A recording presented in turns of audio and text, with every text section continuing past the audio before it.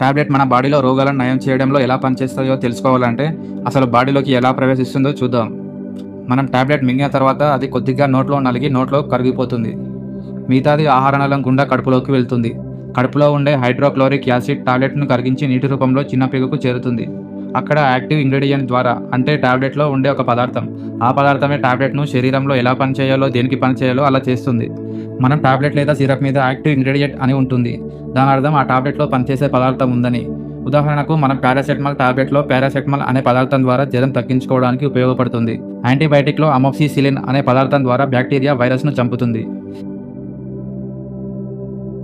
Pain కిల్లర్లో ibuprofen అనే పదార్థం ద్వారా నొప్పులను తగ్గిస్తుంది. ఇన్యాక్టివ్ ఇంగ్రీడియంట్స్ అంటే ఇది టాబ్లెట్ లేదా సిరప్లో రంగు, రుచి, వాసన, ఎక్స్పైరీ డేట్, టాబ్లెట్ సైజుకు ఈ ఇన్యాక్టివేట్ ఇంగ్రీడియంట్స్ పనిచేస్తుంది. ఇది శరీరానికి పనిచేయదు. కేవలం టాబ్లెట్ వివరాలు, అది ఎలా తయారు చేశారో, ఏ పదార్థాలు ఎంతెంత మోతాదులో ఉన్నాయనే విషయాలకు ఈ ఇన్యాక్టివ్ ఇంగ్రీడియంట్స్ పనిచేస్తుంది. టాబ్లెట్ చిన్న పేగు నుంచి రక్తంలోకి వచ్చాక రక్తం ద్వారా బాడీలో అంతటా వ్యాపిస్తుంది.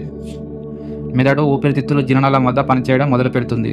టాబ్లెట్ బాడీ అంతా పనిచేసిన తర్వాత లివర్ దాన్ని డీటాక్సిఫై చేస్తుంది. అంటే మన బాడీలో ఆహారం, ఆల్కహాల్, పొల్యూషన్ వంటి విష పదార్థాలు చేరవచ్చు.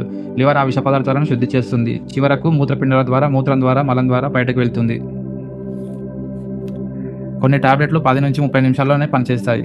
అలాగే కొన్ని టాబ్లెట్లు బాడీలో 1-2 రోజుల పాటు ఉండి స్లోగా పనిచేస్తుంది. ఇది టాబ్లెట్ యాక్టివ్, ఇన్యాక్టివ్ ఇంగ్రీడియంట్స్ మీద ఆధారపడి ఉంటుంది. ఇప్పుడు టాబ్లెట్ ఎలా పనిచేస్తుందో తెలుసుకుందాం. 1 పారాసెటమాల్. ఇది జ్వరం, తలనొప్పి, కీళ్ళనొప్పులకు పనిచేస్తుంది. ప్రోస్టాగ్లాండిన్లు ఇవి ఫ్యాటీ యాసిడ్స్ నుండి బాడీలో కొవ్వు పదార్థం నుంచి తయారవుతాయి.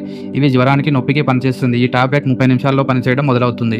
2 ఐబుప్రోఫెన్. ఇది non steroid anti inflammatory drug. బాడీలోని నొప్పులకు, వాపుకు బాగా పనిచేస్తుంది. నొప్పిని తగ్గించేందుకు బ్రెయిన్లోని COX ఎంజైమ్ అడ్డుకొని గాయమైనప్పుడు ఉత్పత్తి అవుతుంది. ఇది ఎక్కువగా వాడితే గ్యాస్ట్రిక్ అల్సర్ వంటివి వస్తాయి. 3 యాంటీబయాటిక్స్. బాడీలోని బ్యాక్టీరియా ఇన్ఫెక్షన్లకు ఈ యాంటీబయాటిక్స్ బ్యాక్టీరియా పెరగకుండా చంపేస్తుంది. ఇది వైరల్ ఫీవర్కు పనిచేయదు. 4 ఎసిడిటీ మందులు. మనకు గ్యాస్ట్రిక్ సమస్య ఉన్నప్పుడు కడుపులో యాసిడ్ ఉత్పత్తి కాకుండా ఈ మందులు అడ్డుకుంటాయి. ఎసిడిటీ తగ్గితే అల్సర్ తగ్గుతుంది. 5 యాంటీ హిస్టమిన్లు.